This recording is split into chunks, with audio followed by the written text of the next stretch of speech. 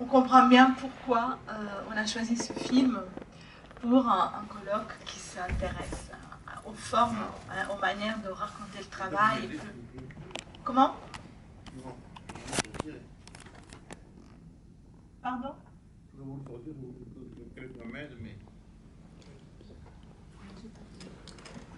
Oh, monsieur, besoin d'aide pour sortir.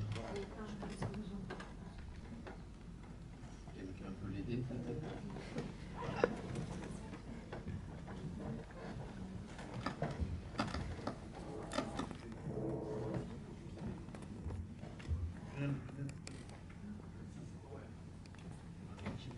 Oui, pardon, excusez-moi. Donc, on comprend pourquoi, voilà, le lien avec non seulement le colloque, raconter le travail, les formes qui permettent ces récits du travail. Et dans ce film, le travail, il est raconté dans son rapport, dans sa dimension d'activité, hein, dans le rapport au temps, à l'espace, à la matière. Et en fait, on voit la manière dont, au travers des récits singuliers, qui sont ceux des ouvriers, en fait, on arrive à aller au-delà, bien au-delà d'un discours, d'un sujet sur quelque chose, mais c'est la manière dont on rentre vraiment dans le travail en tant qu'œuvre, dans sa manière de se produire, dans le travail en train de se faire, et ça à l'aide, c'est ça qui est fantastique, je trouve, dans ce film et aussi dans les autres que vous avez produits, on en parlait un petit peu cet après-midi, à l'aide même de la voix des salariés qui sont dans cette production-là. Donc, peut-être commencer par là. Comment est-ce que vous arrivez à produire cet effet qui, encore une fois, va au-delà du discours et permet d'explorer toutes les dimensions de l'activité, de rapport à la matière, mais aussi par là, la manière dont la subjectivité se construit par rapport aussi aux pairs, aux autres, à l'usine en tant que microcosme. Voilà. Alors il y a principalement deux choses. D'abord, il faut pouvoir entrer dans le lieu du travail, sachant que le lieu du travail est quand même un lieu sous contrôle, hyper contrôlé par les directions de la communication, etc. Donc il faut arriver d'une part à mettre un pied dans la porte, et puis une fois qu'on a le pied dans la porte, d'arriver à s'y engouffrer et surtout à y rester. Donc là, contrairement à Cheminot, où les choses s'étaient pas très bien passées avec la SNCF sur la deuxième partie du film, là, en fait, on se faufile derrière Nicolas Frise. Donc on se dissimule un peu en fait derrière lui. Il avait réussi à convaincre le directeur de l'usine de s'installer pour une résidence. Et nous, on arrive derrière en essayant de ne pas trop déranger, de ne pas trop faire de bruit, de s'installer, de convaincre le directeur du film.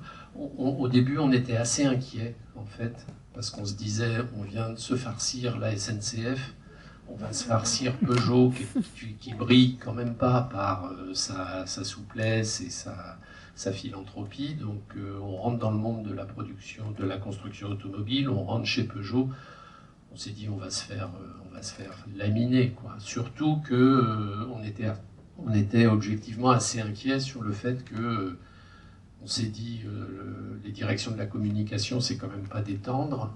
S'ils font correctement leur boulot, ils vont se renseigner sur nous, ils vont voir qu'on a fait des films avant, ils vont acheter les DVD, ils vont regarder les films. Et s'ils voient Cheminot, ils vont se dire non, vaut mieux les laisser à la porte. Voilà. Donc là, on était quand même assez inquiets et il s'est joué quelque chose d'assez singulier en fait à cet endroit-là. On l'a su après. Moi, on est resté 4 ans à peu près dans cette usine. Et moi, j'ai jamais compris, durant ces 4 années, comment et pourquoi il nous avait laissé rentrer.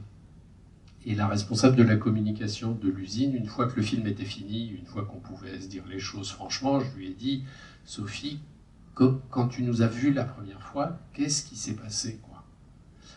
C'est pas normal que vous nous ayez laissé rentrer comme ça, sans nous poser de questions, etc. Et les choses, elles ont dû se jouer à ton niveau. Et Sophie, elle m'a dit, effectivement, je vous ai fait confiance. Normalement, le standard de mon travail, puisqu'on en parle dans le film, aurait voulu que je visionne les films, que je fasse un rapport à ma direction, etc. La première fois que je vous ai vu, vous aviez l'air plutôt sympathique, plutôt honnête, donc je n'ai pas respecté le standard de mon travail. Et en fait, le film, il s'est joué, notre entrée dans le lieu du travail, il s'est joué sur la question du film, c'est-à-dire comment tu fais le travail à ta manière, comment tu mets de toi dans ton travail. Et la responsable de la com, elle n'a pas fait son boulot comme son standard de travail, et le film, notre présence, notre entrée dans le lieu s'est jouée comme ça. Donc, et après la question, c'est le temps. C'est-à-dire que pour arriver à ce que des gens nous laissent les filmer au travail, ça vaut là, mais ça vaut partout. Si demain, nous, on arrive et qu'on vous dit on va rester avec vous toute la journée, on va vous filmer, ça va mal se passer. Donc, on a passé 2 ans à faire tous les postes, toutes les journées. On a fait les matins, on a fait les après-midi, on a fait les soirées, on a fait les nuits, on a fait les week-ends, on a fait toute l'usine. On a passé systématiquement au moins une journée avec chaque service pour faire connaissance. Voilà. À la fois pour comprendre le travail qui se jouait, parce qu'on arrive là-dedans, on ne comprend rien. On déboule dans un truc qui est d'une violence extrême. Moi, je me souviens de la sensation physique la première fois que j'ai ressentie quand je suis rentré là-dedans, mais j'ai vécu un truc que j'avais jamais... J'entendais par mes pieds, tellement le bruit est assourdissant et rentre à l'intérieur et ressort, j'avais la sensation du bruit qui me remontait par les pieds. C'était un truc assez étonnant. Donc déjà que le lieu est violent, et donc on commence simplement par se poser, par faire connaissance avec les gens, comprendre le travail qu'ils font, enfin en tout cas essayer, et puis surtout leur expliquer aussi le nôtre, parce qu'il faut très vite lever des ambiguïtés. En plus, on arrive chez Peugeot, c'était juste après la fermeture d'Aulnay, beaucoup en parlent, etc. Donc c'était le climat social chez Peugeot à cette époque-là, il était quand même assez tendu. Et donc il faut tout de suite évacuer plein de questions. Est-ce que vous travaillez pour la direction ? La direction de Peugeot a financé le film. Vous travaillez pour la télévision. Voilà, donc il faut désencombrer les représentations de tout ça, il faut faire du ménage, il faut essayer d'expliquer aux gens le plus précisément possible le travail qu'on va faire avec eux. C'est-à-dire qu'on va faire un film sur eux, mais surtout on va faire un film ensemble. Et donc il faut leur expliquer un petit peu notre démarche, etc. Donc on va passer 2 ans sans caméra, à simplement observer, écouter, échanger, co-construire le film avec eux. À un moment donné, les gens commencent à nous regarder de travers, à nous dire mais bon, ça fait 2 ans que vous êtes là, vous allez quand même vous mettre au boulot un jour, on va vous voir avec une caméra. Voilà. Et là, on comprend qu'il y a quelque chose un climat de confiance qui s'est installé et qu'il y a vraiment aussi du désir chez eux de voir ce que c'est qu'un film. Voilà. Et puis après, c'est un processus qui est relativement simple, c'est-à-dire qu'on demande aux gens qui nous semblent intéressants par rapport au travail qu'ils font s'ils sont d'accord. Ceux qui sont d'accord, il y en a très peu qui ont refusé, quelques-uns, mais la majorité a accepté. Donc on avait organisé un dispositif, c'est-à-dire qu'on filmait la personne toute la journée. On savait ce qu'on cherchait, les motifs qu'on cherchait sur chaque travail. On filmait la personne pendant la journée. On s'était mis d'accord avec la direction. Le lendemain, tout de suite, vous libérez la personne de la production. On avait aménagé un petit studio son le plus loin possible des presses et on faisait l'entretien audio, simplement, puisqu'on savait qu'on n'avait pas besoin de l'image. Donc on s'était fait un petit studio, enfin surtout notre ingénieur du son, et on a discuté avec les gens pendant 1 heure et demie, 2 heures. Voilà, et on appuyait sur le bouton de l'enregistreur et puis ça partait, et puis voilà. Pour construire la parole, le récit, quoi. Donc on ne leur montrait pas les images, hein. Il ne s'agissait pas de commenter des images, mais il s'agissait de rentrer dans un récit, etc. Et souvent, je me souviens de Oumou, qui est sur l'affiche. Quand on est sorti, quand on a fini l'entretien avec elle, Oumou, elle m'a dit je n'ai jamais parlé de mon travail comme je viens de le faire avec vous. Voilà. Donc c'était aussi pour eux non seulement l'expérience culturelle de découvrir la fabrication d'un film, mais aussi d'aller chercher en eux des mots finalement qu'ils n'avaient jamais associés sur leur travail.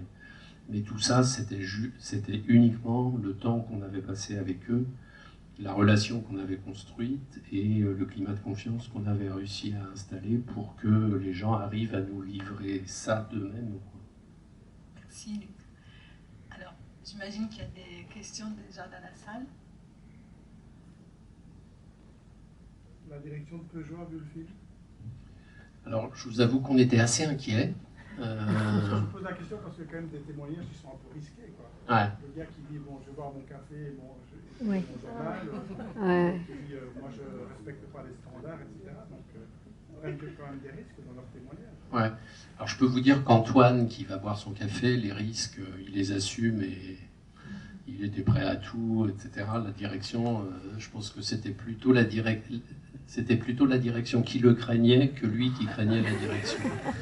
Mais non, vous avez raison, c'est vrai qu'on était très très très fébrile. On s'était mis d'accord avec la direction de l'usine. Vous ne verrez aucune image du film. Par contre, ce qu'on fera, c'est que vous serez, le directeur en particulier, vous serez le premier spectateur une fois que le film sera terminé, avant qu'il ne passe à la diffusion, avant la première projection publique, vous serez le premier spectateur du film. C'est-à-dire que vous découvrirez le film fini. Mais hors de question que vous voyez des étapes de montage, qu'on vous présente le montage en cours pour que vous le validiez, pour que... On avait intégré, nous, ce qu'il fallait, la manière dont il fallait filmer les gens, notamment par rapport aux consignes de sécurité, de ne pas mettre les gens en difficulté en les filmant sans gants, sans... Voilà. Donc ça, on avait compris le système, on l'avait intégré, on ne voulait pas mettre les gens en difficulté, mais par contre, il était hors de question qu'ils voient des étapes intermédiaires du film. Et donc on a convié le directeur à la dernière journée de mixage, qui était la fin du film, et puis on a lancé le film, et puis on était un peu inquiets. Et puis quand le film s'est fini, il s'est levé, il nous a dit vraiment c'est un très beau travail, et puis quelle humanité cette usine. C'est vrai.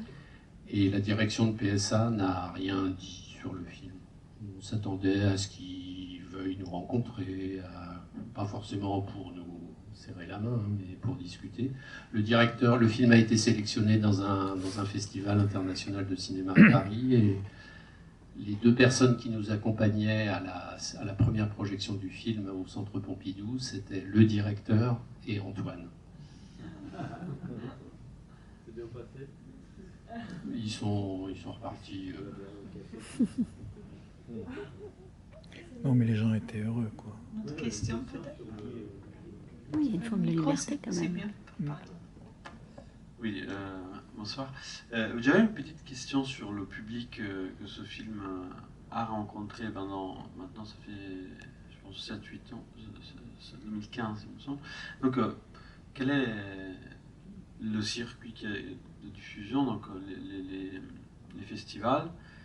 Et j'imagine, en général, est-ce que vous avez fait une étude, ou quand même, vous avez fait attention au genre de public qu'il y a tout à l'heure? Je ne sais pas s'il y a encore là Alberto Brunetti, qui est un écrivain qui a écrit beaucoup de récits sur la working class, la classe laborieuse maintenant, et il disait je vais voir un western, un vrai film working class. Je me demandais est-ce que, mis à part évidemment les ouvriers de l'usine à qui vous pensez en faisant ce film, pour quel public, pour quel...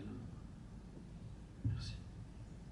Alors quand on fait nos films, que ce soit celui-là ou le précédent, on pense à la salle de cinéma, puisque on ne cherche pas la télévision, tant au niveau de la production qu'au niveau de la diffusion. J'allais dire, ça ne nous intéresse pas. Enfin, si la télévision daignait porter une attention à nos films et les diffuser, on ne l'interdirait pas, mais on ne va pas le chercher en tout cas. Donc nous, ce qui nous intéresse, c'est de faire des films de cinéma pour la salle de cinéma, parce que à cet endroit-là de la salle, des publics peuvent se rencontrer, peuvent partager une expérience individuelle, puisque la rencontre avec un film, c'est une expérience individuelle, mais tout ça dans une dimension collective, et une dimension collective qui nous intéresse, c'est-à-dire que effectivement, des gens que le sujet intéresse, comme vous, des chercheurs, comme des gens qui travaillent dans cet univers-là. Mais nous, le film, on l'adresse principalement à des gens qui ne sont pas forcément de cet univers-là, mais dont le témoignage et ce que cette usine dit et raconte, il faut que ça touche une dimension, il faut que ça acquiert une dimension la plus universelle possible. Voilà. Donc c'est pour ça que cette universalité de la rencontre avec le public, c'est ici, dans des lieux comme cela, que ça peut se jouer. Alors c'est vrai que le film, il est sorti en salle en 2015. Nous, on a fait en sorte de l'accompagner le plus possible. C'est vrai qu'il a la sortie du film Cheminot en 2010 et la sortie de C'est quoi ce travail en 2015. C'était pas du tout le même monde. L'exploitation commerciale commençait à se resserrer de plus en plus pour des films comme les nôtres. Donc c'est vrai qu'il a beaucoup moins tourné que Cheminot. Cheminot, en plus, était accompagné par une communauté professionnelle, etc. Donc c'était un petit peu différent. Mais le film a plutôt bien tourné, et sur l'accueil... alors on n'a pas fait d'études de public, etc. En vous écoutant, tout d'un coup, il y avait un truc qui me revenait, des échos que la presse a donné au film. Je me souviens justement d'un petit papier dans les Échos, le journal, qui n'était pas franchement un journal révolutionnaire, qui a dit, la petite critique sur C'est quoi ce travail, c'était un film que tous les managers devraient voir.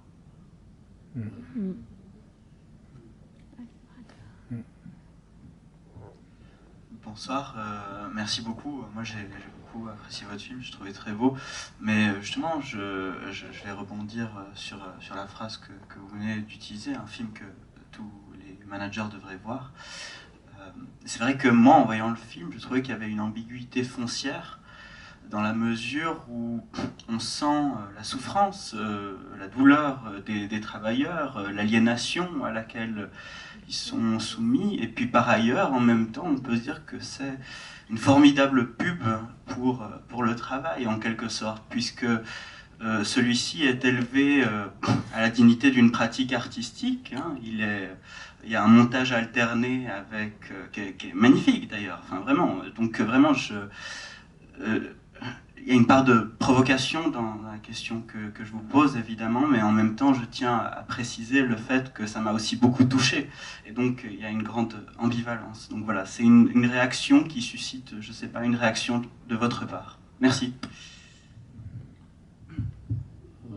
Mais cette question-là, on se l'est posée tout le temps. Alors, on avait compris par rapport à la situation qui était la nôtre quand on a abordé ce film-là, on a compris que tout d'un coup, ce lieu, à ce moment-là, nous offrait cette dimension d'une rencontre entre deux travails.